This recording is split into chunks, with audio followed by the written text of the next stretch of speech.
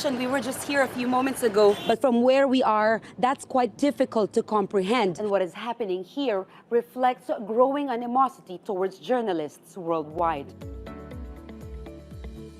Hello, my name is Jamela Alindogan. I'm the correspondent of Al Jazeera English in the Philippines. I've been with the media network for the past 13 years, and I also co-founded a non-governmental organization called the Sinagtala Center for Women and Children in Conflict. It's a group that sends aid to women and children in conflict areas. And of course, I graduated AB Communications from Far Eastern University.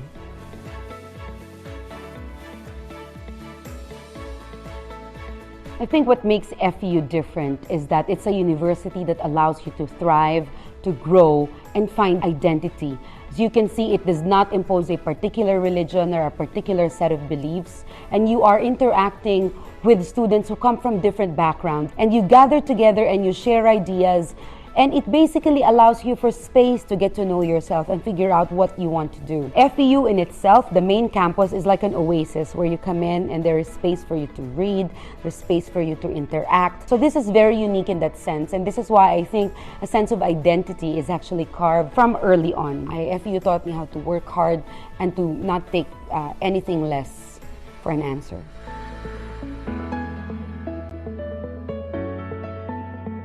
Welcome to FEU, and for you, we're creating spaces.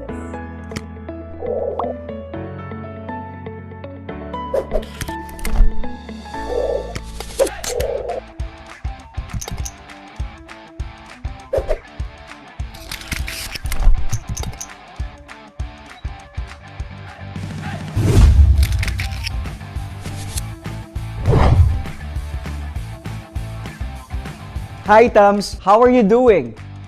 I hope you are doing safe and fine. Did you know that all FEU faculty are proficient in the two flagship technology systems of FEU, the Microsoft Office and of course, Canvas. We have done extensive training on this and other programs so that teaching and learning are easier and more responsive. We are also well versed in the principles of online learning that makes teaching and learning more relevant. Welcome to FEU. For you, we are creating spaces.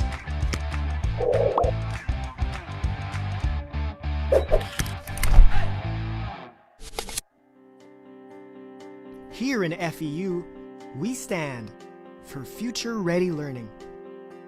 For continued education, not just for our students, but also for ourselves. Because by learning more about our students, we learn how to be better educators. For educational innovations. Because better, more responsive teaching techniques that put emphasis on learning instead of just passing. Help our students be better prepared for the future. For turning knowledge into wisdom, not just accumulating it. So we can fulfill the potential of every student to be a future leader, and not just an achiever. We are FEU, and we stand for a future-ready generation. We stand for future-ready learning.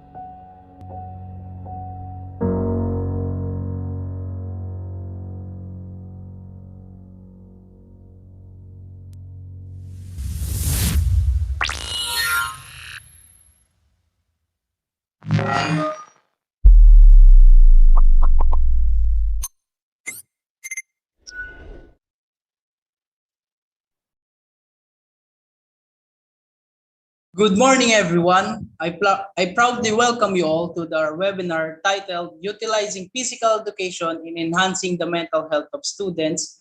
To formally start our webinar, let us be silent for the Philippine National Anthem and prayer.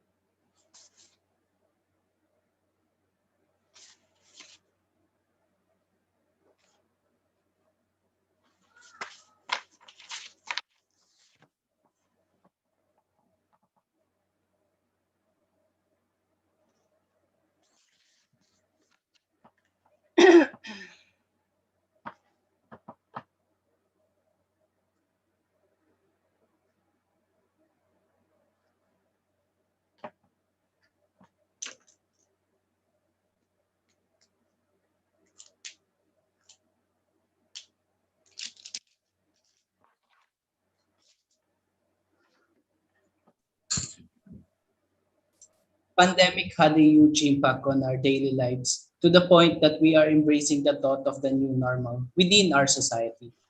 Many families have encountered a series of problematic events, just like financial instability, uncertainties in health, being scared and afraid because of the rapid increase of the COVID cases. World Health Organization 2020 stated that the pandemic has made a dramatic loss in human life. Various challenges in health and millions of people worldwide are at risk into falling to poverty. In relation to this, students' mental health was one of the most affected by this pandemic. According to Sun 2020, the COVID-19 outbreak has hugely contributed to students' mental health. The study also mentioned that the students have shown an increase in stress levels, anxiety, and depressive thoughts.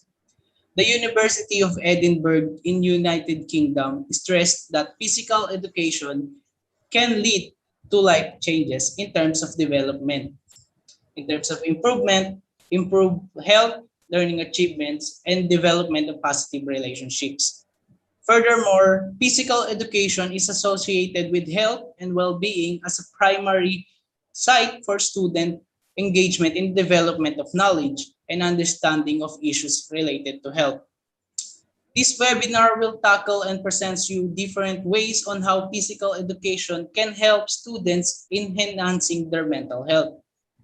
Now may I call upon Mr. Joseph Pintalan, the Department Chair of the Undergraduate Studies in the Institute of Education in Far Eastern University for his message. Thank you, Peter. To our dear students, colleagues, and guests in this webinar, pleasant morning. Magandang umaga po sa ating lahat. We hope that everyone is well and safe with their loved ones as we attend this webinar. And we hope that we continue to be cautious on following the health protocols, not only for ourselves, but also for others and for our loved ones. I would like to thank and congratulate the PED 1401 class, its hardworking BPE students and course facilitator, Dr. Jason Cruz, for setting up this timely webinar on the utilization of physical education for the mental health of students. Thank you so much also to our speaker this morning, Ma'am Yolanda Sioson, for taking the time and effort to be in this webinar and share her valued expertise on the topic. Ever since the start of this pandemic, there is an increased call to have a look out on the mental health of individuals as isolation and adjustments brought by this pandemic may be seriously affecting already how we think and process things happening around us. In education, ever since the start of the pandemic, we educators started to look for ways on how we can enhance our student support services and thereby launching different programs targeting and caring for the mental health of students. We in FEU have also launched several programs in coordination with the Guidance and Counseling Office, Student Development Office, Wellness and Recreation Program Office, and other different student academic services units. This is important as we believe that while we make sure that students do not regress learning while during the pandemic, they are also progressing not just academically, but holistically on their well-being. Through this webinar, our guest speaker uh, will be able to share relevant insights on how we can utilize physical education in enhancing the mental health of students. For the next hour, we will be able to grasp insights that hopefully we can use in our own classes and institutions or even in our households to help everyone cope up with the pandemic with respect to our mental health. With this, I again would like to welcome everyone in this webinar, and we hope you have a fruitful engagement with our guest speaker. Please take care of yourself and of others as we battle this pandemic. Again, welcome to this webinar. Thank you and magandang umaga po. Thank you for the wonderful message, Sir Joseph. And now for the introduction of our speaker, may I call Miss Yvette Salvador. Again, hello everyone, and thank you for joining us to today's webinar.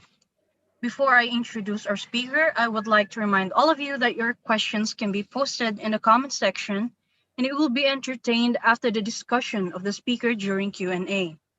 So without further ado, my name is Yvette Salvador, and I am so excited to introduce to all of you our guest speaker for today.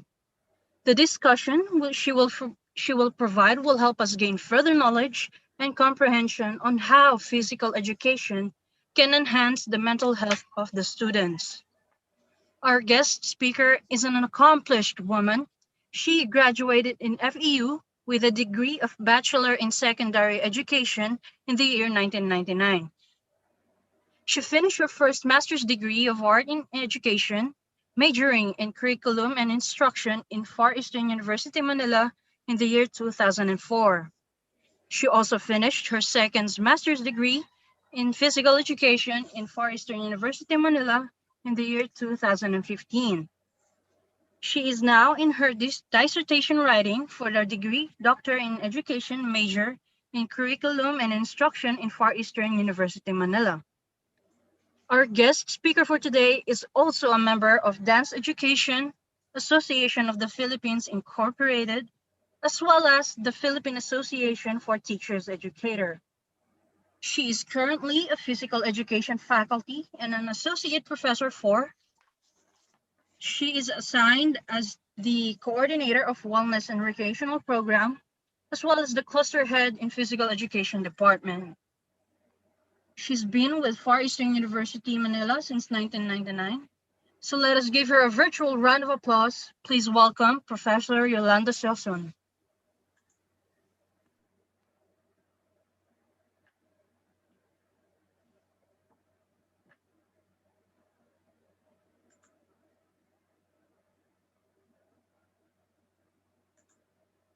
Good morning, everybody. Good morning. Morning, ma'am. Good morning, ma'am. Sige, let me share with you my PowerPoint presentation. Let's wait for a while. How's your morning? It was fine, ma'am. It was fine.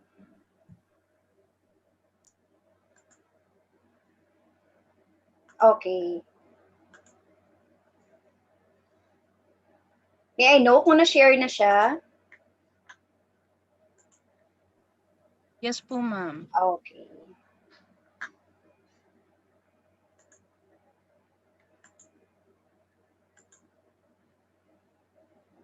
Bakit tapos?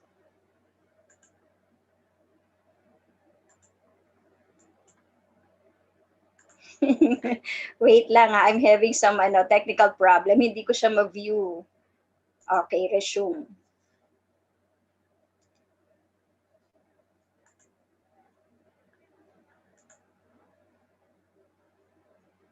Hindi ko ma-maximize ang aking screen. What happened?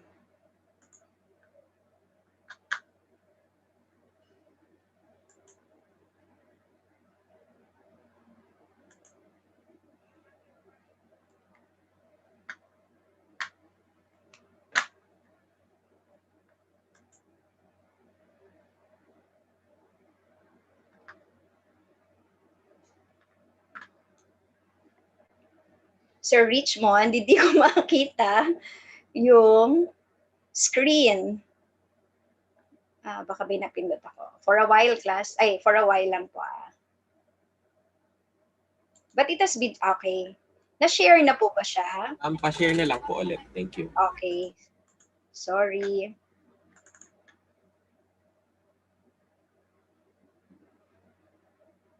Sir Richmond, na-share na? Yes, ma'am. Can you click the slideshow, please? Okay, thank you. Excuse me. Again, good morning, everybody. So, I was invited to be the guest speaker for this class under Dr. Jason Cruz, utilizing physical education in enhancing the mental health of students. So, as for the objectives of this lecture or talk, This activity is to propagate a positive mental health among students. Second is for them to change for second objectives is to change the perspectives or views in physical education. Next is to improve physical health. Next is to reduce anxieties and risk of depression, especially during this time of pandemic. And lastly is to improve self-esteem and self-confidence. So I will try to discuss some of the um,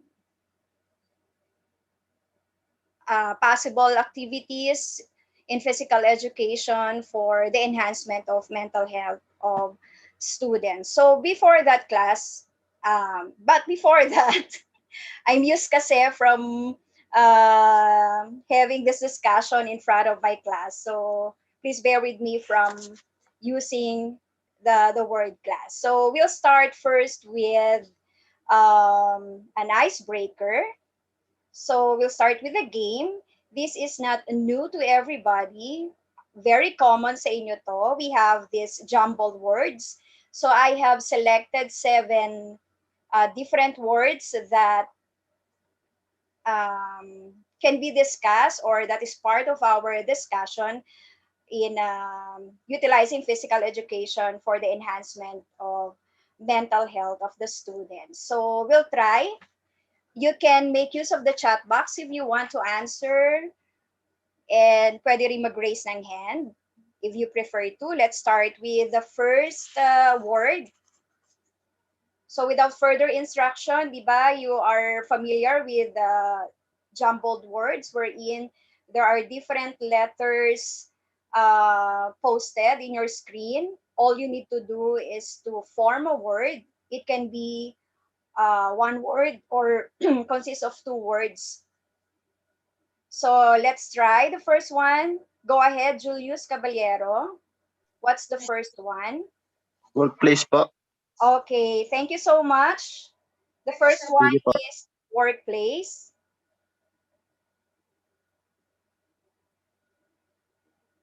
Okay, sa kabilang ano ba natin, may nakakuha ng correct answer for this? Okay, so next. Next is a special occasion or event that people can be organized. It can be a sort of special occasion meant in your life. Pwede siyang birthday, anniversaries. Yes, go ahead, Grace Vic. The answer is celebration po, ma'am. Very good. You are correct. So the second one is celebration. Let's try the third word.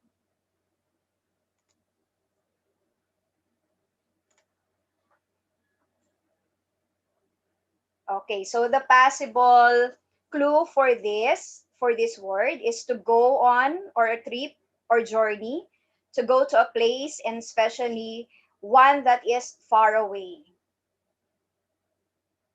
Who wants to guess? Travel po, ma'am. Travel, correct. Who is that? Lizel Cañada po. Okay, very good, Lizelle. The third word is travel. Okay, so let's try the next one. This is an activity done regularly in one's leisure time or pleasure. It's very obvious. Go ahead, Jonalisa. Ma'am, hobbies po. Hobbies. Thank you so much.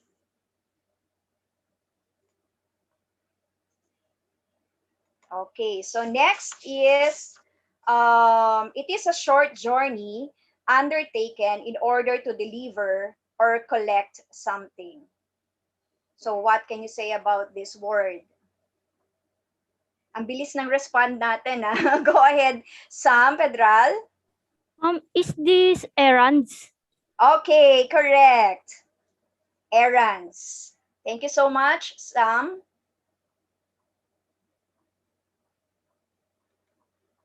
So let's proceed to the next one.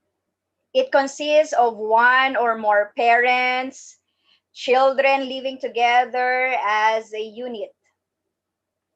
I have here two participants raising their hands. Sino sila? Hindi ko makita.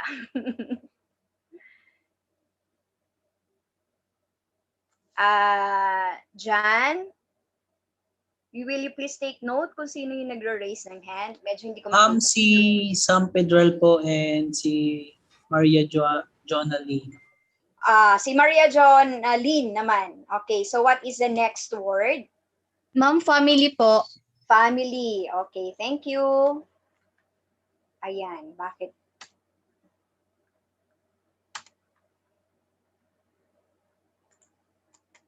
Yon, family.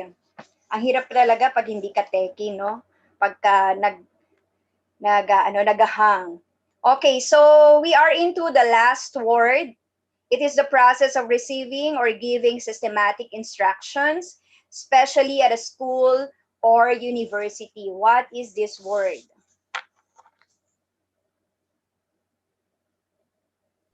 Ma'am, I think education po. Okay, so the last word is all about education. So thank you very much for participating with this. Ano lang naman to, icebreaker para maano natin yung Ma'am Yoli, Yes, yes sir. we have receiving an overwhelming response dun sa YouTube natin. Sobra napaka-interactive ng ating mga audience. Siguro our MCs could acknowledge some of them. Thank you. Yes, go ahead. Kasi I was not able to see or view yung sa side ng YouTube. Thank you so much for that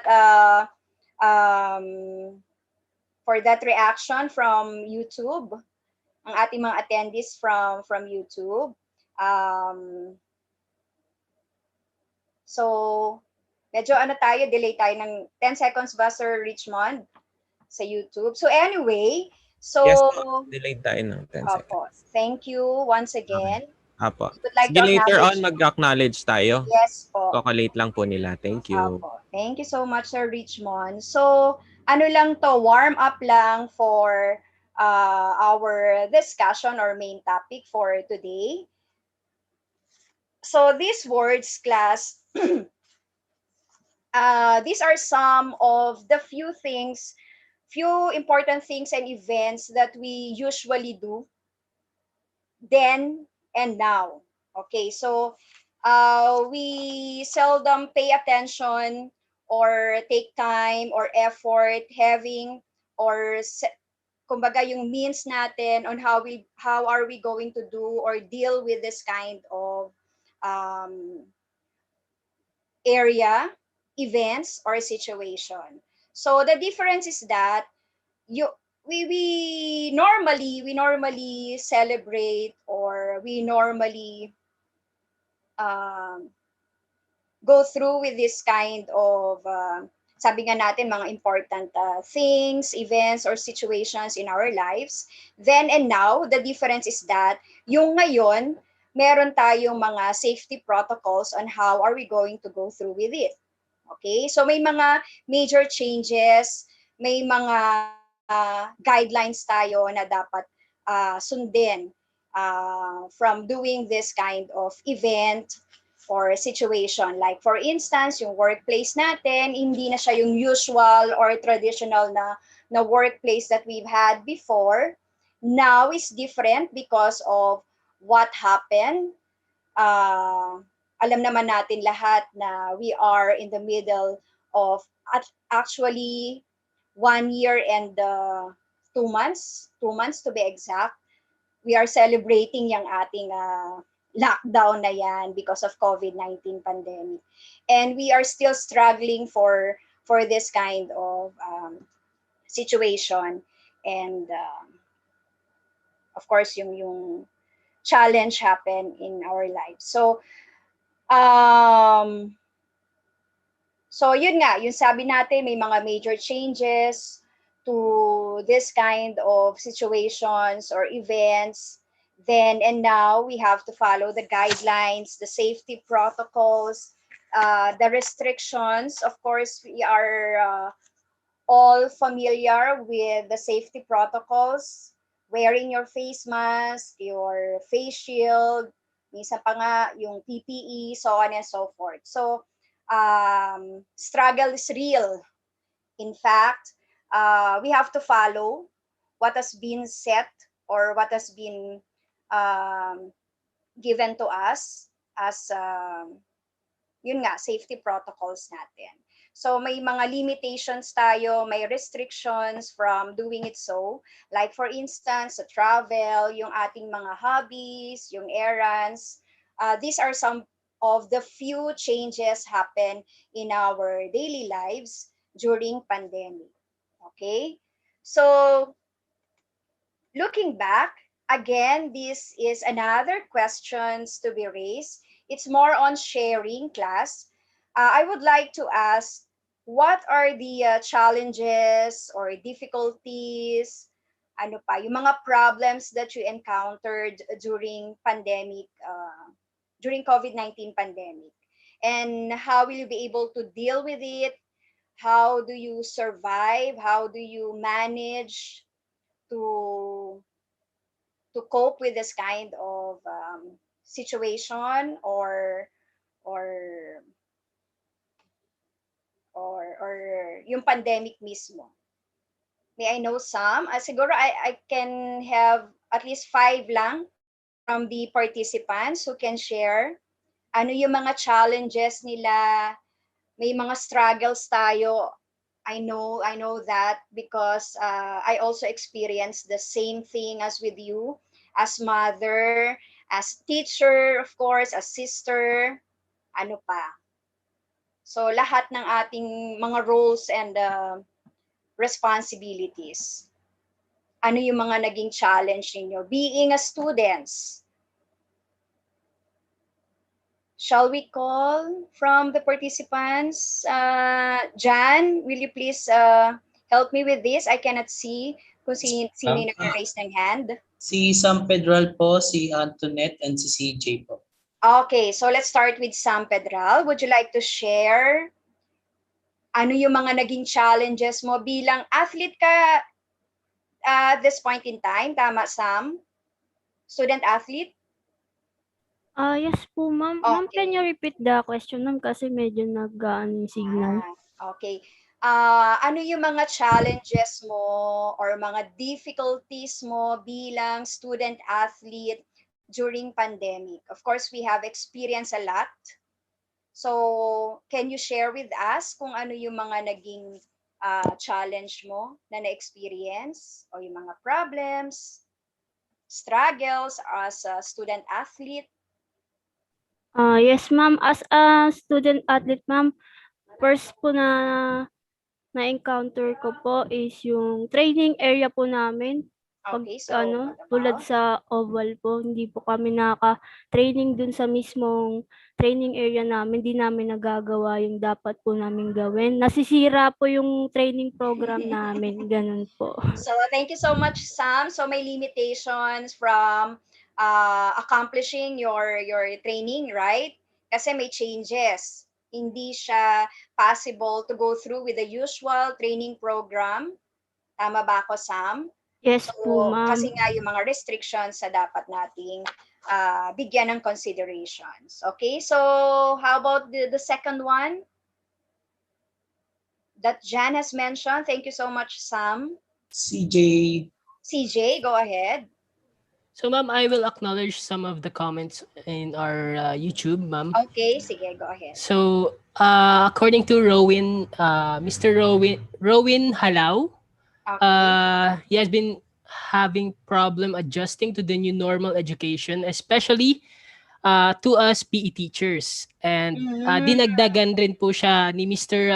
Christopher Panaligan na they are having difficulties in assessing students' performance in physical education.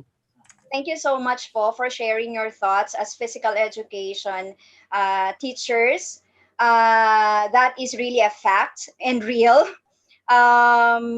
We make sure that we still setting our goals, and we wanted to have the same directions as the usual or the normal settings that we've had in order to give um, or in order to achieve the objectives to the new normal. Okay, so marami tayong mga naging adjustment. Okay, thank you so much. So we have There's been some comments yes po. about the students' difficulties in Yes po. pandemic. Most of them, they mentioned that they are having some problem in the internet connection, Yes, and some of, accessibility. yes, and some of them, they're having trouble in the online class. According to Nika Miling Tabelisma, online class is one of her primary problem, Okay. and to some students and teachers, internet connection is really their number one problem. Okay, thank you so much again for mentioning and sharing your struggles and experiences during COVID-19 pandemic as a student, as physical education teacher. Of course, majority of those physical education teachers were parents already. They are mothers, father, of course. Syempre, they have the, kumbaga, another struggle. Number one struggle for the students, of course, yung accessibility, yung internet connections, at the same time, yung gadgets na dapat gamitin. So, hindi naman tayo lahat is, kumbaga, financially stable when it comes to yung status ko ng ating family. So, struggle talaga yan, both in public and private schools. Okay, so I can say that pandemic really affects our daily lives. So you have mentioned some of the struggles and challenges that you have encountered during COVID-19. So as for, I have here kasi the set of examples that you usually experience during COVID-19 pandemic. As for, it affects your body, your mind, of course, your emotions, and your behavior. So these are the following. So hindi ko na siya i-mention lahat. It has been posted in your screen. As for your emotions, of course, minsan meron tayong uh, symptoms or signs of anxiety and depression, yung loss of confidence natin. We worried things that we are not usually, kumbaga, used dun sa pag-worry na parang wala naman tayong dapat ika-worry. Pero we have to think of things na kasi wala tayong ginagawa. Naging sedentary yung ating lifestyle for the rest of period during COVID-19. Wala na tayong magawa kasi we stay at home, right? And then yung behavior natin nag-iiba, na-stress tayo, we feel irritated for a simple things that we experience or encountered. Meron tayong fatigue na tinatawag na kahit wala naman tayong ginagawa all throughout yung pagstay natin sa bahay. Parang feeling natin pagod na pagod tayo. And as for the behavior, we feel sometimes yung ating restlessness, yung insomnia, and the like. So, I can say that these are the effects of COVID-19 pandemic. Though I have mentioned, I cannot mention everything, and I think na-experience naman natin lahat yung mga struggles na yon during COVID-19 pandemic. Okay, kasi with these unexpected changes from what we normally or usually do, kasi we are used with our usual routines, normal to new normal. Okay? But I strongly believe that these changes can be seen then in different perspectives as to chance. this pandemic or this COVID-19 pandemic has given us the chance and opportunity to look into the positive side of what we have in our lives, as ito rin yung parang time sa atin to reflect on ano kaya yung mga possibility or mga opportunities na ma-discover natin yung mga bagay beyond our expectation. So, if there is some changes in our lives because of this, let us assume that or let us see the positive side of it as to chance and opportunity. We all know for a fact that yung mga binigay nating warm up kanina, those are, sabi nga natin, mga things, events and situations happen to us then and now. And education has drastically changed and has a major impact due to pandemic. Okay? So again, in a year and counting pa, academic lives or academic life will never be the same again from face-to-face or traditional learning. So isa ito sa mga naging changes in the face of education. Sabi nga natin yung mga struggles ninyo kanina, that is correct. Nagkaroon tayo ng major adjustment from doing it so. And then, of course, hindi naman nagkukulang ang DepEd, ang CHED, of course, yung mga management and administration from higher education institutions. They have their own strategic planning on how they will push through with the education instead of stopping the education regardless of some mga conflicts with the students, at saka kumbaga hindi naman lahat in favor of going through or ipagpatuloy pa yung continuous education because of different factors. Okay? Not because ayaw lang nila mag-aral. Of course, meron sila mga reasons behind bakit sila against with the continuous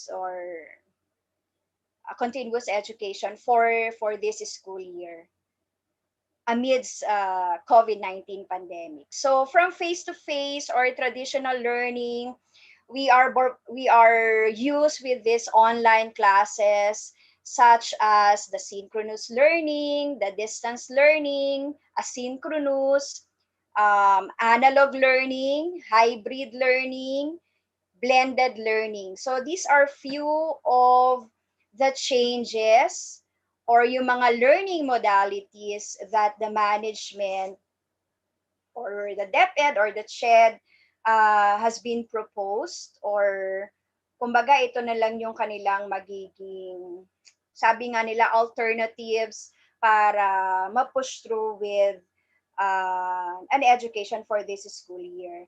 Of course, they have these advantages and disadvantages. I would like to share with you that in FEU, students were given a chance to choose among the learning modalities. They have offered 3 learning modes. Share ko lang sa inyo ha. We have this MOL, the mixed online learning. We also have the AOL, asynchronous online learning, and then TAL, the total analog learning. So each of these learning modalities has its own uniqueness when it comes to the offering of kumbaga yung online class or education per se. Okay, para hindi natin ma-stop yung ating education. And of course, classroom settings has been replaced with distant communications, which rely on the consistency of the use of technology. Okay? From this perspective, kapag ang estudyante natin, actually hindi lang students, pati tayong teacher, we spent how many hours sitting facing yung ating laptop all throughout the day. Depende pa yun sa schedule natin, di ba? So, I think from that situation, medyo ano tayo, kasi ang physical education teacher, hindi naman, anong tawag nito, used from sitting all throughout the class period. We tend to move around, right? So medyo sa atin, it may sound boring as part of sa physical education teacher, ha? Nabobore tayo and then, but wala tayong possible na magawa with it because we have to attend to our class to discuss everything and then yung ating magiging assessment at saka yung ating magiging activity on that day, syempre it will depend more on the students' output. Okay? So, with this kind of changes in education, ang role ng teacher nag-shift from sage to the stage from guides on the side. Okay, para na lang tayong nagiging guides on the sides because of the use of technology. Okay? So now, with these new settings as physical education, teachers, alam naman natin na may mga limitations yung ating offering with these online classes. Okay? Knowing that physical education area is more on the performance or skill-based courses.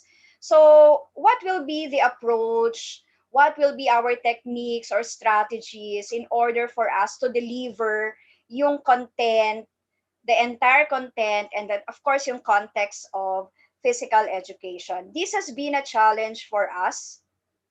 I think I've heard some of the comments a while ago na ang hirap for us physical education teachers to manage and assess the skills of our students through online. But of course, strategically, we can be able to manage yung mga difficulties na yon o yung problems na na-encounter natin with in line with the assessment. Kaya lang, sabi nga natin, may limitations. Okay?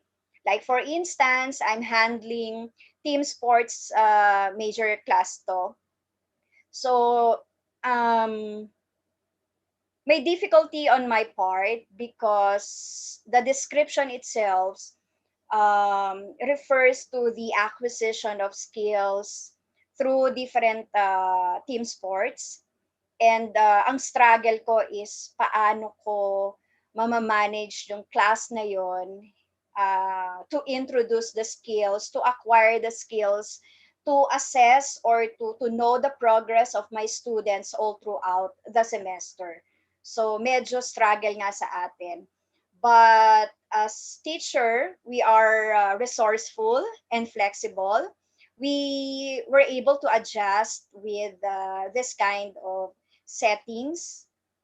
And I think you discover to be more creative at the same time from delivering your lessons or from utilizing physical education courses or subjects. Okay? So medyo maraming challenge yung sudden change of classroom settings more on the performance or skill-based courses.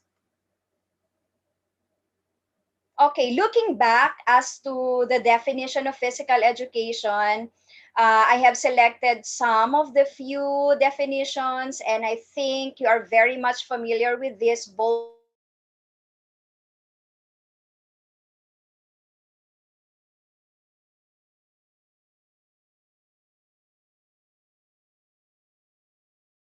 so I will not explain everything as to the definition because alam na natin yon in our hearts and in our minds. So the focus or the commonalities among the definition given by these authors has something to do with the following domains as to psychomotor, cognitive, and affective domain. Magkakaiba man sila with their wordings, but basically, with the objectives and the description itself will tell us na we wanted to achieve the psychomotor domains of our students, the cognitive, and then the affective. Of course, psychomotor, we are referring to the physical abilities that can be acquired by our students. And for cognitive, it has something to do with your mental or intellectual ability. And then for the affective, we are referring to emotional and social development. So again, hindi na tayo mag-focus more on the description of physical education. This has been intended to show and reflect lang with the meaning and content of physical education. In connection with this, the aim of physical education and its objectives following as to the optimum development, integration, and physical, mental, and social adjustments to the individual must be to make every child physically, mentally, and emotionally fit. Like what I have said, the main objectives or the aim of physical education is the total or holistic development of an individual or person. Okay?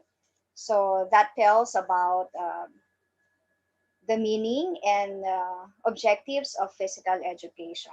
On the other hand, since ang content ng ating topic is all about utilizing physical education in the enhancement of mental health, I would like to reiterate, of course, yung description or the definition of mental health. This is according to the World Health Organization. As stated, mental health, please allow me to read the definition, is a state of well-being in which the individual realizes his or her own abilities, can cope with the normal stresses of life, can work productively and fruitfully, and is able to make a contribution to his or her community. So, mental health has this or identify the three components such as the emotional, psychological, and social well-being. So talking about the emotional well-being, we can say that yung mental health natin covers the emotional well-being because it has something to do with the overall positive state of one's emotions. So that includes some of the examples posted in the PowerPoint presentation, such as the happiness, interest in life, and satisfaction. As for the psychological well-being, it is a combination of feeling good and functionally effective. And the last component has something to do with social well-being. Okay, so which refers to positive functioning and involves having something to contribute to society. Having said this, well-being or mental health components, how do we utilize physical education from enhancing the mental health, considering yung mga components na yon? Okay.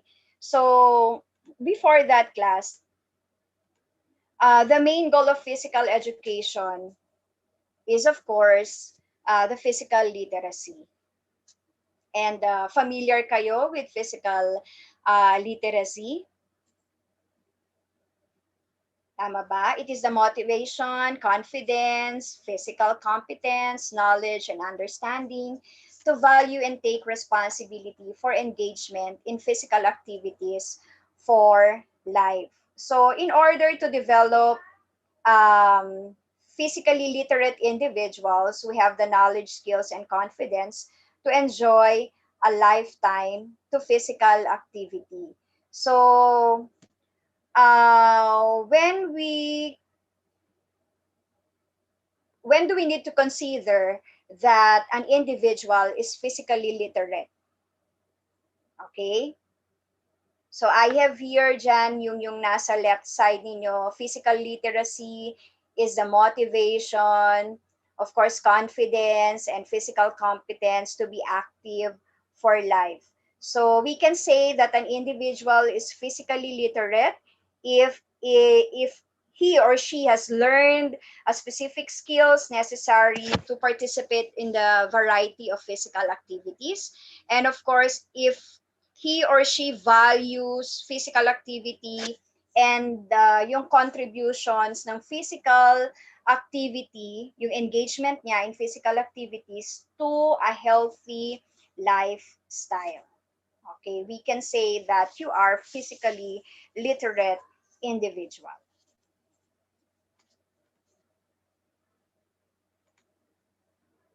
Okay, next one is resiliency. Any one of you who can define what is resilience rather? Who can say something about resilience?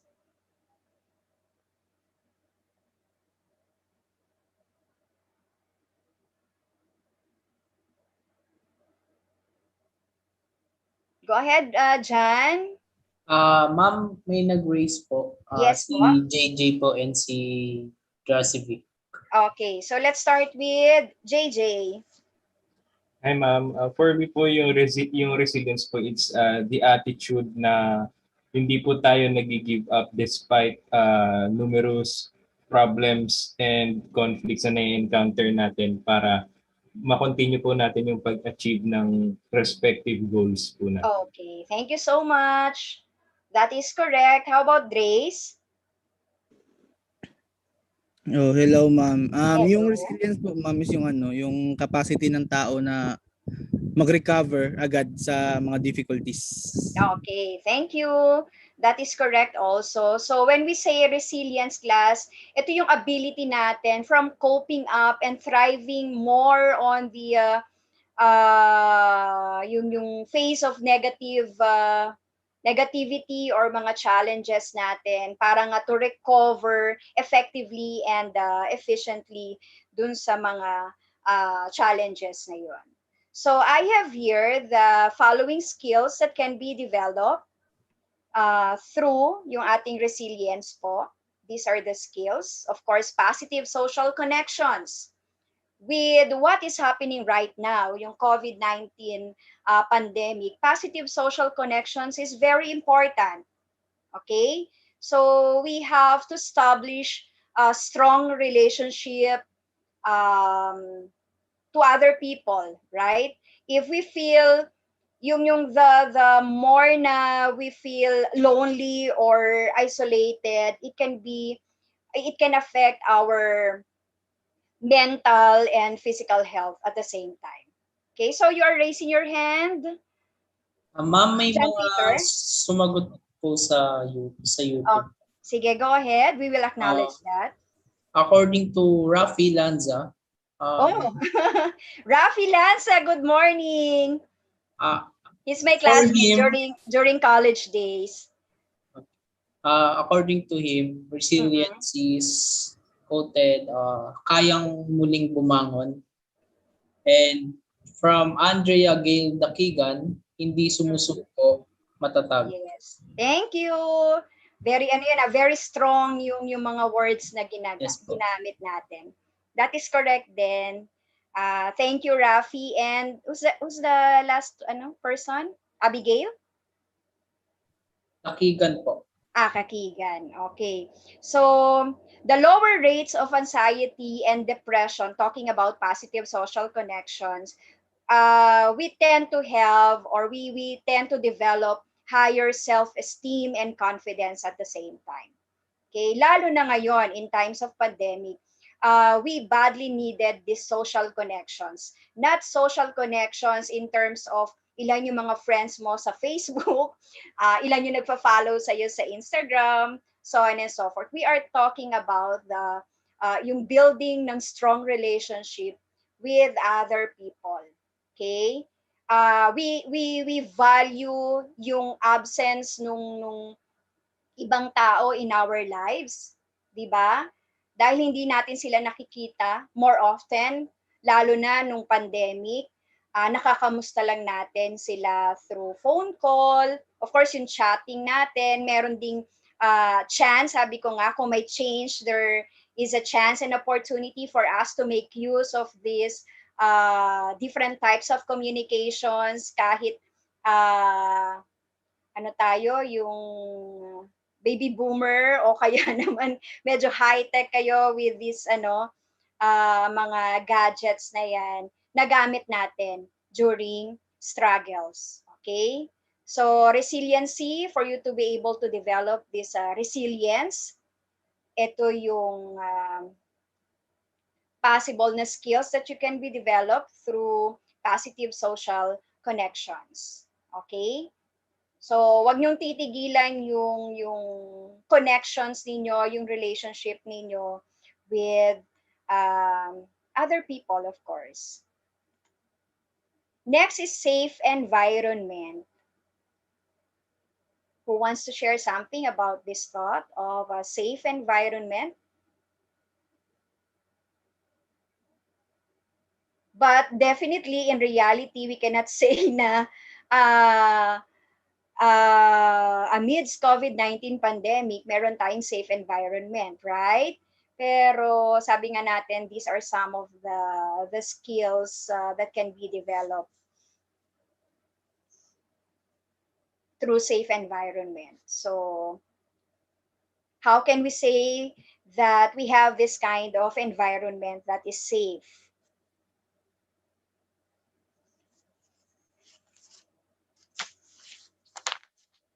Parang we would like to go back to yung dati nating dati nating means and ways of living. Kaya lang naging naging very abusive dun sa paggamit ng ating environment. And with that, yung naging chance naman of what happened during COVID-19, of course, medyo naging maayos or naging malinis yung ating environment. Yes, John Romero. John Peter. Ma'am, may mga nag-comment po sa YouTube Live. Sige po, go ahead. According to DRES, a safe environment is free from harm and danger or any threats. And according to Glenn Bello, it is a healthy workplace. Okay, thank you so much. So safe environment would mean we are free from any types of harm. Whether or not ang environment per se na sinasabi natin or pwede rin yung ating workplace or yung areas kung saan tayo nag-stay. So safe environment would mean we are free from any types of harm. Okay, the third one is life skills.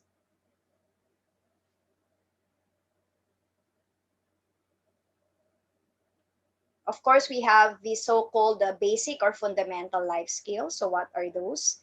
What we are referring to these life skills?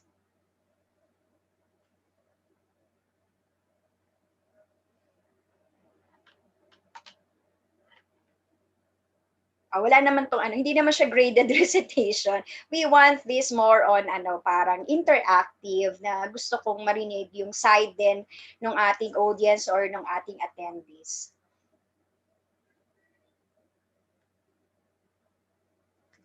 Who wants to share about the life skills?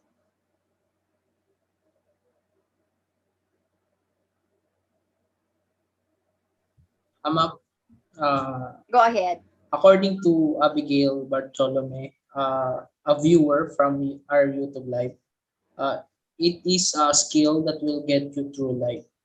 Again, come again. It is a skill that will get you through life. It is the skill that will get through will get you through life. Okay, so what else? Thank you so much, Abigail.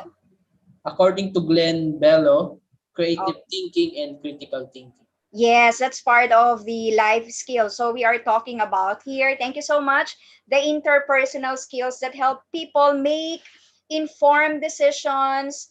It helps us to improve and enhance yung ating creative thinking, decision making, excuse me po. Solving problems. Of course, we have to think critically and creatively, as I've mentioned rather. Okay, thank you. Next is pro-social values. Big word for this. baka medyo mahirap natin i-achieve some of the values and of course yung mga moral principles that we have. Of course, pro-social values, these are in favor of, like I have mentioned, in favor of moral principles defined by society or institutions, kumbaga dictated by those that I have mentioned, kung ano yung acceptable sa community, sa society. Of course, yung social values then will discuss more on the yung cultural beliefs natin, yung we can say that yung justices and freedom, of course, respect and ethics. Next is positive self-regard.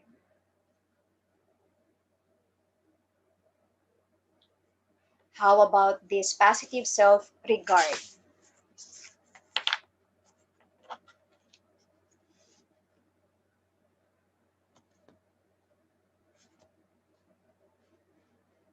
Anyone? JP? May mga nagsasagot po sa YouTube Live. Yes po. Yes. Thank you so much sa mga attendees natin sa YouTube. Actually, ang dami nila, ma'am. Pero yung our YouTube Live, ma'am, is delayed. Okay, And their answers is from pro-social values. Okay. Kindly read it from me. For me, rather. According to Rafi Lanza, social values are a set of principles that are morally acceptable. Okay. And Thank you. According to OC performance, belief is deemed by an individual. Okay, thank you so much. Sir Rafi, active ka. College ko siya, classmate. Kumusta na? Thank you so much for that answer, and I am overwhelmed by those comments from the other side of ano bang tawag dyan ng ano natin na YouTube site.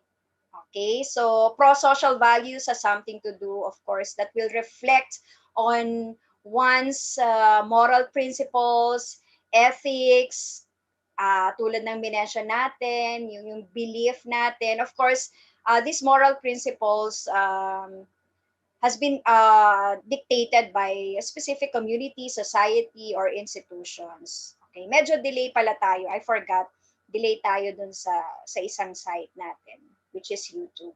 Okay, so positive self-regard. Of course, when we say positive self-regard, it refers to the need for affection, for respect from other people, and then of course yung love. So mainly it has something to do with your affection aspects or area. Okay, so the last one is sense of responsibility. Sense of responsibility. Who wants to say something about this? Of course, it connotes one's connotes the awareness of one's obligation to like doing things and be responsible from doing it. Of course, meron kayong sense of responsibility. Ano pa ang ma-add natin from this?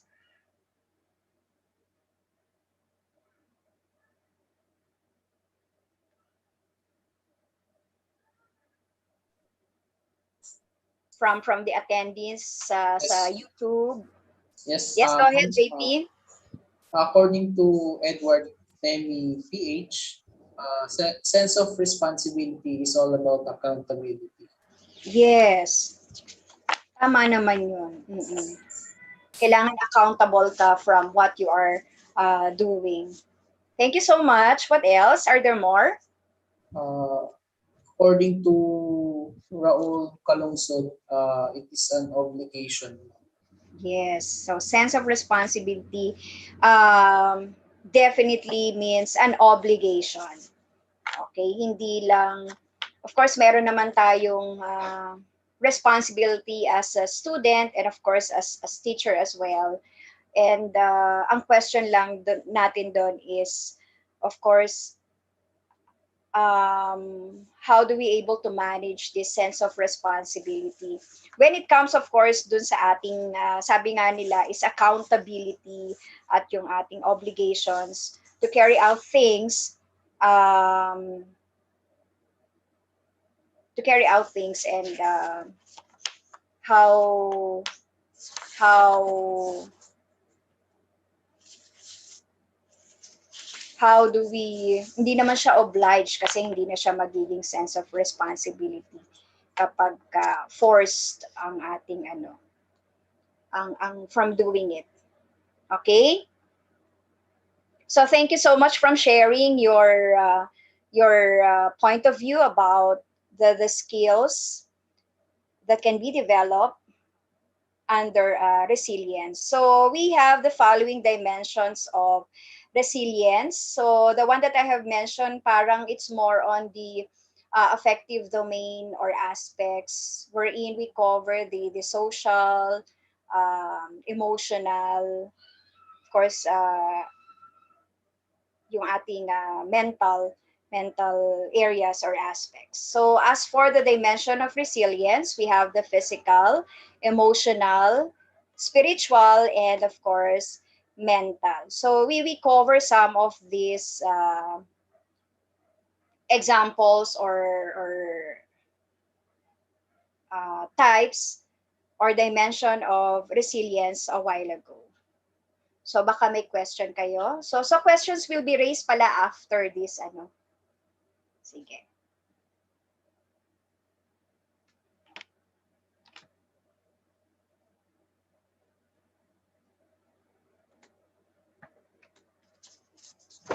Okay, this is a quotation or quotes coming from Elizabeth Edwards, that resilience is accepting your new reality, even if it's less good than the one you had before.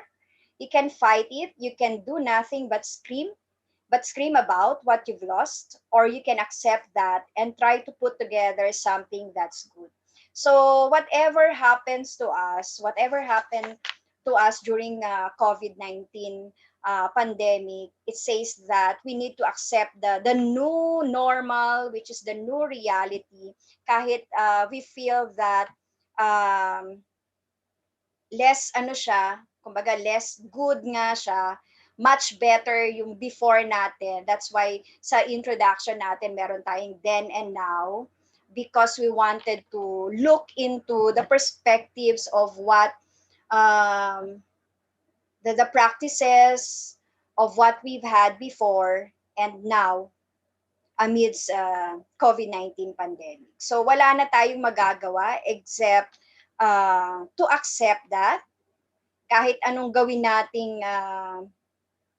anong tawag nito, kahit anong gawin nating laban about the pandemic, hindi natin kaagad-agad mababalik yung normal things or yung usual things that we've had before, kasi because of these challenges nga na meron tayo ngayon.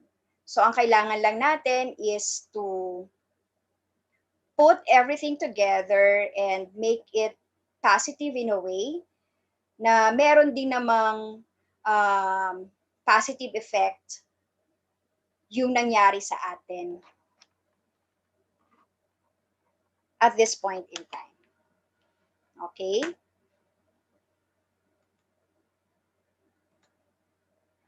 I am going to share with you, class, yung program that has been introduced in FEU last 2018 nga ba ako, Dr. Jason, parang tama ba? O, parang 2018.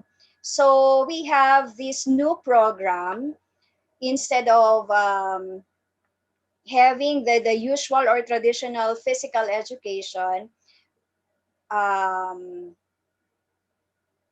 The Dr. Jason Cruz introduced wellness and recreation program to the community of FEU. Of course, as stated, this wellness and recreation program promotes sustained engagement in physical fitness, emotional, mental, social, and spiritual wellness, recreation, nutritional, environmental, financial, occupational health awareness activities anchored on the core values of fortitude, excellence, and uprightness. So, medyo iniba yung we try to change the traditional physical education program to the wellness and recreation program. So this has been introduced since 2018, and I can say that this is one of the distinct or unique program that the FEU has. Of course, with this, sabi nila medyo ambitious daw yung program ng wellness and recreation.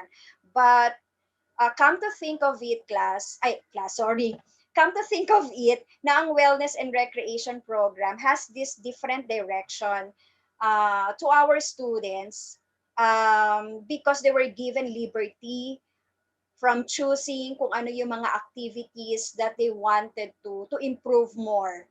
Okay, whether or not they want to engage in a strength and conditioning program, or maybe they want to further enhance or improve their skills in dancing. Meron kami ring ino-offer na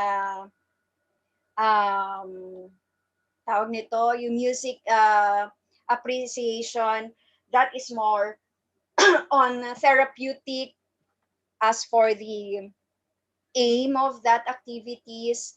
And it has been offered all throughout the years of the students. Yung 4-year program siya or 5-year program ng students, they need to enroll in WRP.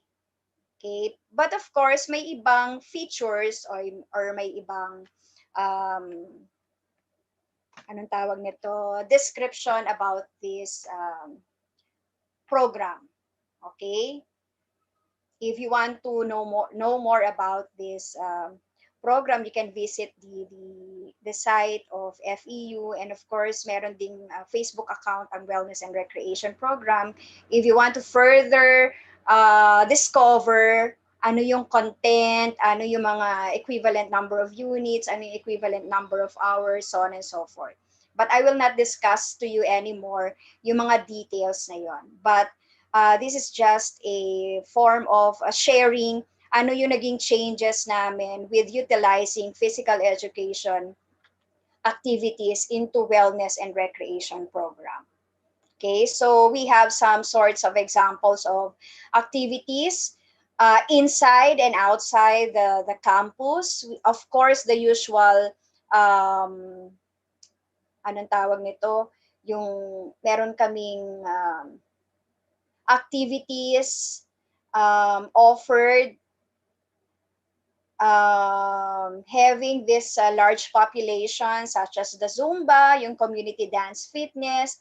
We also have these outdoor activities wherein ang kanyang focus is more on team building.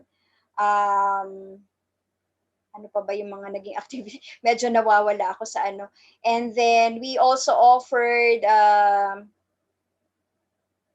different types of sports, individual, dual, and team sports. But of course, ang pinakang main objective of the activity is for the lifelong fitness and wellness of the students. So we, the program itself, the program itself that does not measure yung skills of the students as they engage dun sa activities na yon. It is merely more on kung ano yung magagamit nila all throughout their stay in the university. Kaya ang Wellness and Recreation Program offers for the entire years ng stay ng estudyante. And then meron din silang, of course, freedom to choose. Sabi nga natin, liberty ng students natin to choose kung anong klaseng activities ang gusto nilang i-focus or mag-concentrate. And of course, meron din tayong activities offered for mga PWD natin, yung may mga disability students natin that can afford to attend or engage yung mga sports or yung mga Zumba, so on and so forth. So on and so forth, okay? So ito yung pinakang unique na program here in FEU, the Wellness and Recreation Program. Okay, just sharing it with you. Okay, so as for the lifelong learners, if we wanted to enhance more on the totality, or of course, na-mention naman natin yung mental health ng students natin. We have this physical literacy as for the physical me, and then positive and healthy behaviors and attitudes. And then for the social well-being, we have this unity, cooperation, leadership, and teamwork. And for the mental me, which is mental well-being, is for the good judgment, decision making, and for the last one is controlling emotions, enhance self-esteem and confidence. So these are the things that we wanted to achieve utilizing physical education. Of course, hindi lang for mental health, but for the entire dimensions or aspect of an individual or person, such as the physical, mental, emotional, and social dimensions. Okay, so with that, COVID-19 does not change the goal of physical education. Instead, it is time for us to discover or make use of the possible techniques or abilities on how are we going to implement the activities to our students. So, same pa rin naman yung main goal natin. Ang nagiging lang natin, what is problematic nowadays because of COVID-19 nga, how do we ensure yung mental health ng ating estudyante, knowing the fact that we are, kumbaga, adapting yung new normal, which is more on mga online classes tayo. So, ang problematic sa side natin as physical educator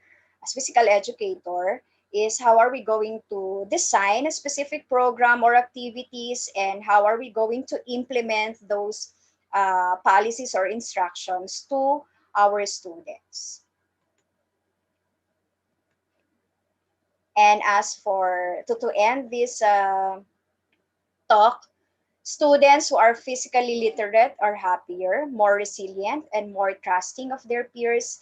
And we need to ensure that the importance of physical activity for mental well-being is recognized and understood by all young people.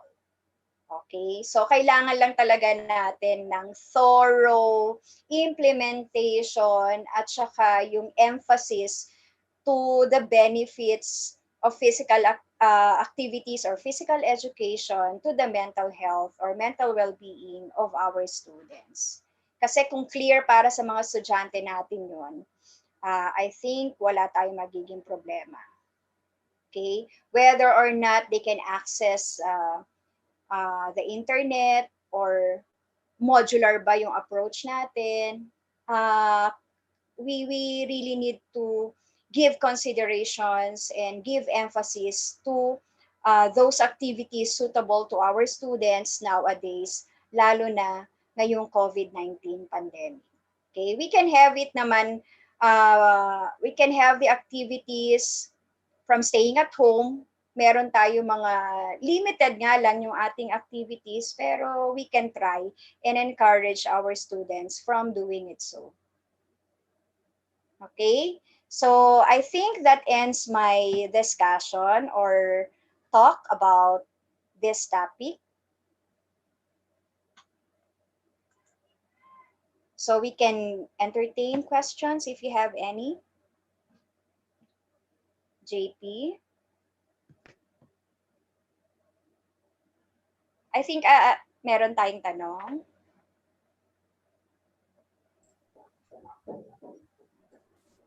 I'll share my screen. Okay, go ahead.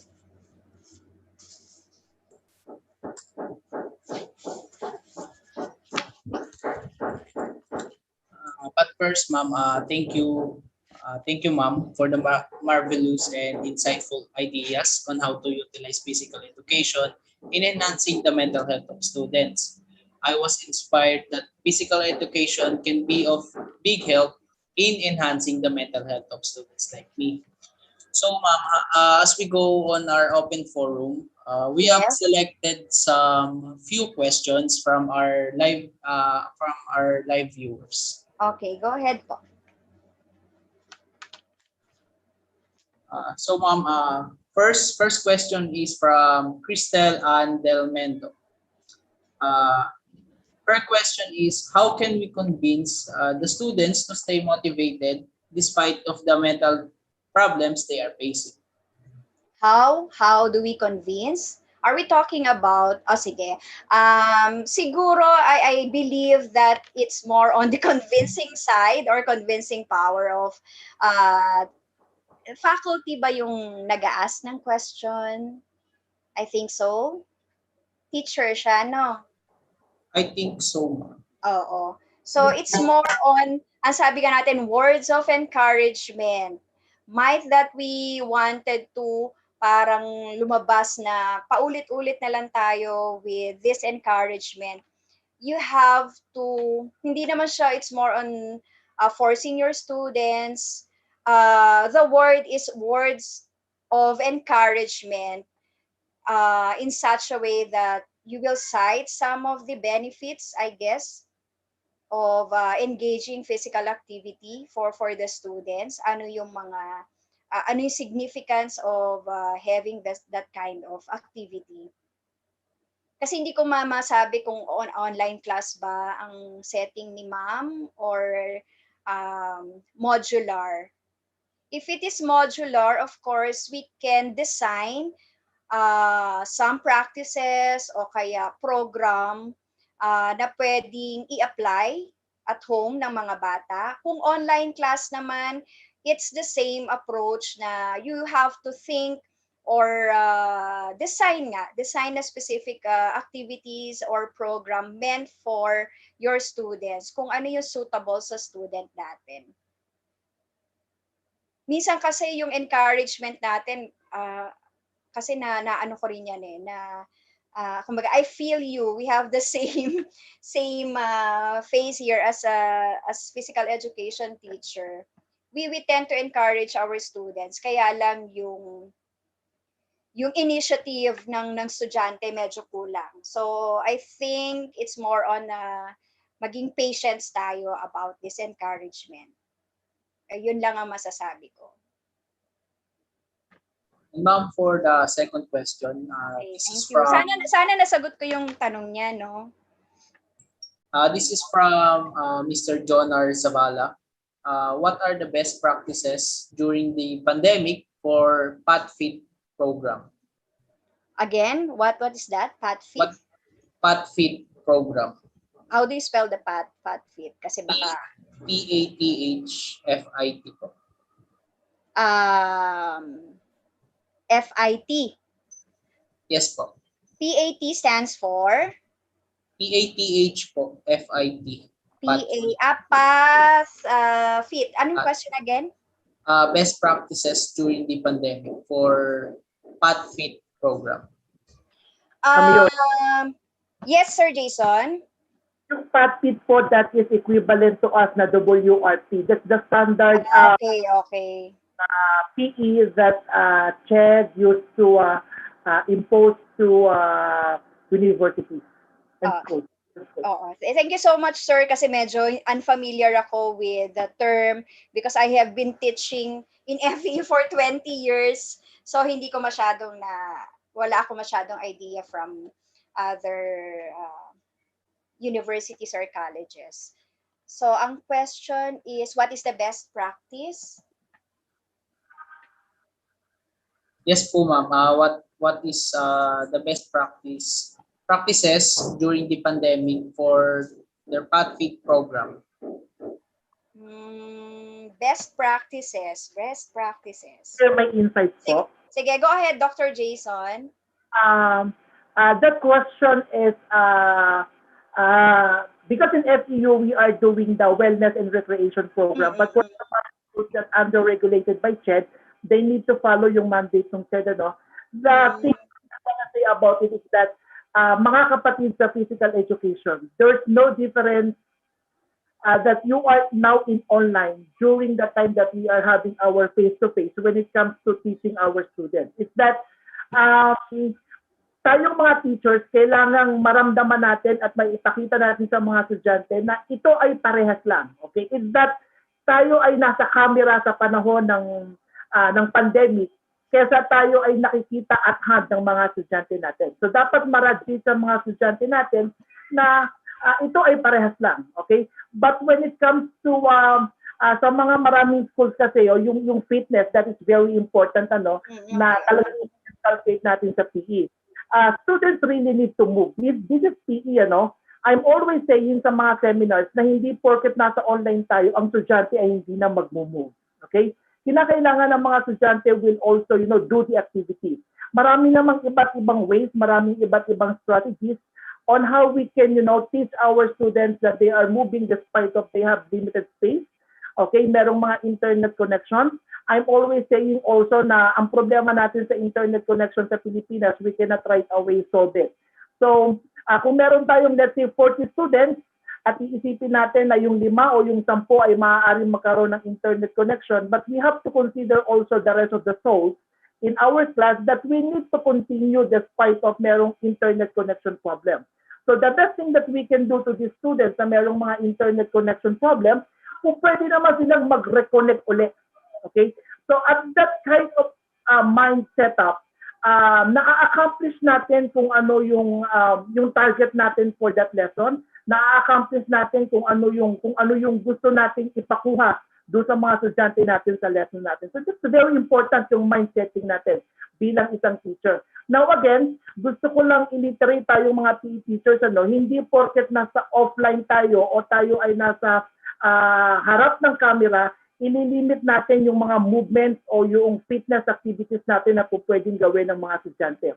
There are a lot of strategies wherein we can do para maging engaged pa rin ang mga students natin. Thank you, Ma'am Yoli.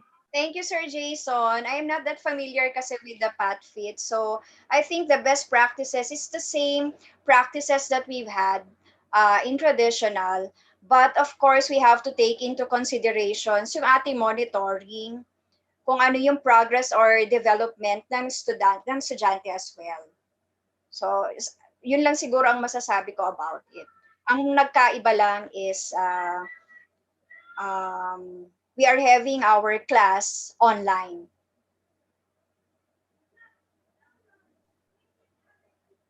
Ma'am, is it okay if we have last 2 questions? Sige po, okay lang, okay lang. From Christopher Panaligan, okay. He mentioned, he asked, what would be the possible activities in PE that makes the students motivated? It's more possible activities since kung mandated tayo ng BPED tsaka CHED, we have to follow what has been given to us. Okay? Yung activities natin, sabi nga natin, yung physical activities natin, not the usual delivery of our lessons or demonstration ng mga skills o kaya kung ano man yung topic natin on a specific area. What we wanted to do is that, ano nga ulit yung question? Sandali nawala ako. Yung para ma-motivate sila. Mag-isip tayo, let us be creative enough. Medyo nawawala, nabablock. We have to think of creative means or strategies on how we motivate our students. Marami naman tayo mga techniques and strategies from doing it, di ba? Kahit naka-online tayo. So, ang stand ko dyan is yung strategies na pwede nating i-apply sa estudyante hindi rin possible sa strategies na pwedeng gamitin ng teacher to their students na magiging applicable or suitable for them.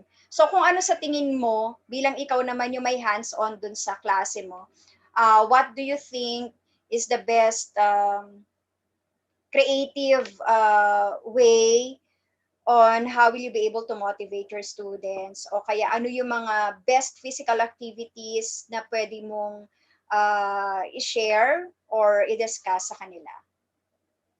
May tumatawag kasi sa akin kaya medyo nawawala ako sa attention. For our last question po. Sige po. Thank you. This is from Nika Tabelisma.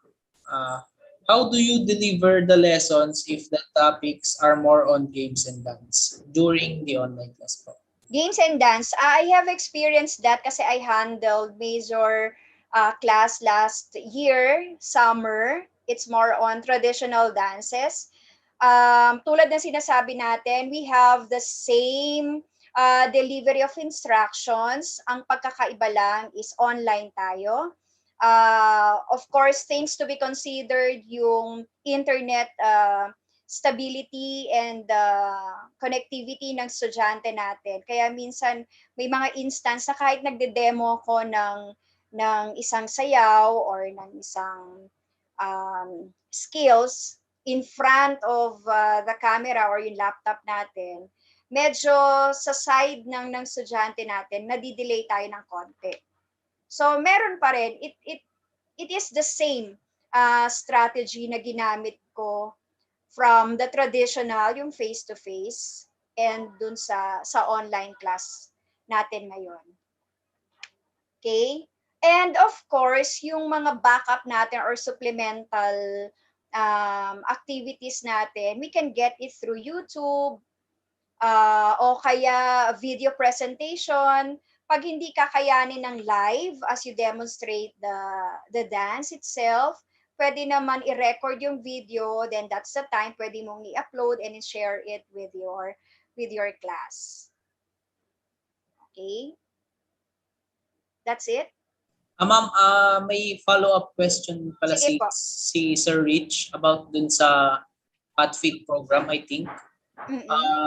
His question is how WRP does it? Sir Rich?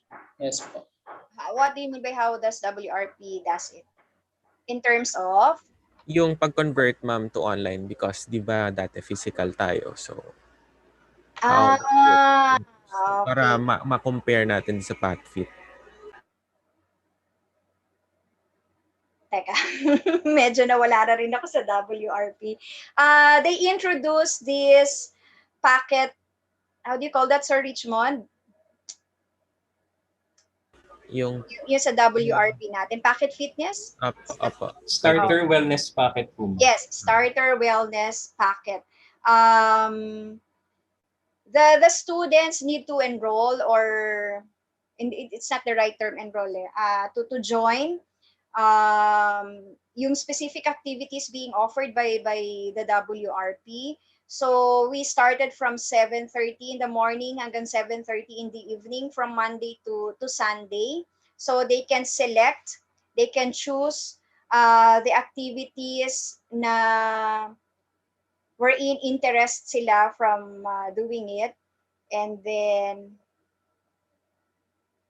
Yun lang. I think that's it. And then they were given a specific number of times or sessions in a day.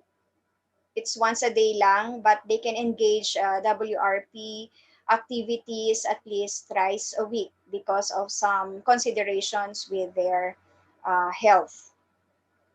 Kasi the more na medyo mas malaki yung engagement nila in physical activities is not possible kasi meron tayong supporting documents from, of course, University Health Clinic kung ilan lang yung allowed na number of sessions in a week and in a day. Nasagot ko ba tanong mo, Sir Rich? Yes po. Oh, thank you.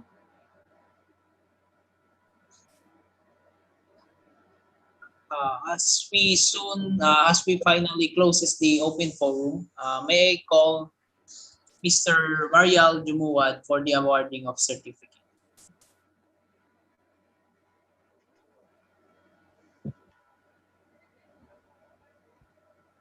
Please allow me to read.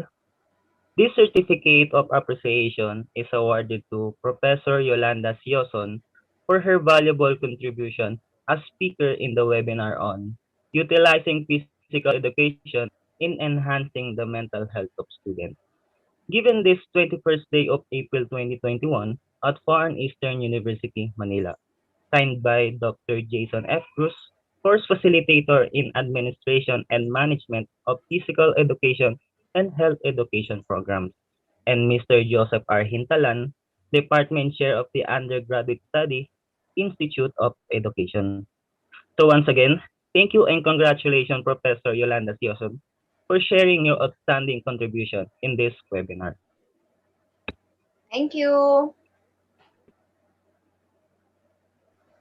Thank you, Mr. Marial Jumuad, for awarding the certificate to Professor Yolanda Sioson. As the webinar is soon ending, may I call Ms. Alex Noblesada for the closing remarks. Good morning, everyone. First and foremost, I would like to express our deep gratitude to our speaker, Professor Yolanda Sioson, for her wonderful discussion we had for today. In these times, it is evident that students are more likely to experience mental health issues due to the fact that the pandemic has brought drastic change in our country that has led us to this new normal. But by the very inspiring and fruitful discussion of our speaker, we are all enlightened. To all the students, teachers, and other stakeholders, may we always be reminded of the value and significance of physical education. May we be able to utilize physical education not only to help students overcome their mental health issues, but also to enhance it in order for them to perform well, may it be in their academics and other agendas in life. To end this webinar, on behalf of the second year BPED students, under Administration and Management of Physical Education and Health Education programs, we would like to thank everyone for the successful webinar this morning. Once again, congratulations and thank you everyone for being here with us in our webinar, Utilizing Physical Education in Enhancing the Mental Health of Students. And now for the announcements, I would like to call on Mr. John Peter Romero. Thank you. Thank you everyone for patiently listening to our webinar. For attendance and certificate link, it will be posted in the chat box after the FEU. For the certificate, please make sure to answer the evaluation. You will be given 1 hour to submit your evaluation. Certificate will be emailed to you until April 30, 2021. Please check carefully the spelling of your name as it will appear in your certificate. The organizer will not replace the certificate with wrong spelling of name.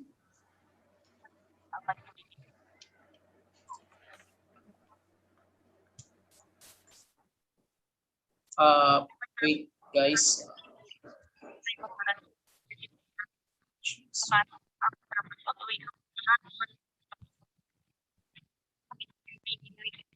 Also double check your email address as it will be used in sending your certificate. No replacement will be made once you fail to input your name and email address incorrectly. I repeat, no replacement will be made once you fail to input your name and email address incorrectly. And now, this YouTube channel, Tech Teacher Reach, technology tips for teachers, parents, and kids, your teacher technology channel, please subscribe and ring the notification bell so you can be notified of the upcoming live events such as ours. In this YouTube channel, we will be posting our upcoming webinars. The upcoming webinars are titled Physical Education, Key Standards and Assessments by the Department of Education on April 28, 2021. The registration is currently open. And the second webinar is titled Enhancing the Importance of Physical Activity Amidst COVID Pandemic on May 5, 2021. Again, thank you for joining our webinar. I am John Peter Romero, your MC, signing off.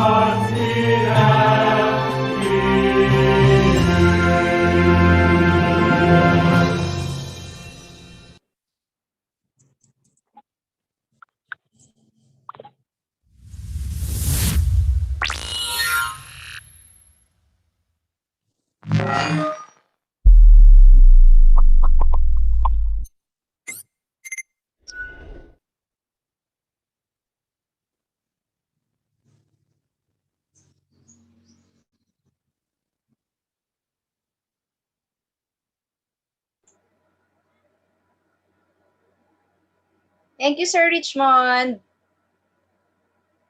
Thank you, everyone. Thank you so much. Thank Sir you, ma'am. Jason. Thank you po. Thank you. Thank you, everyone.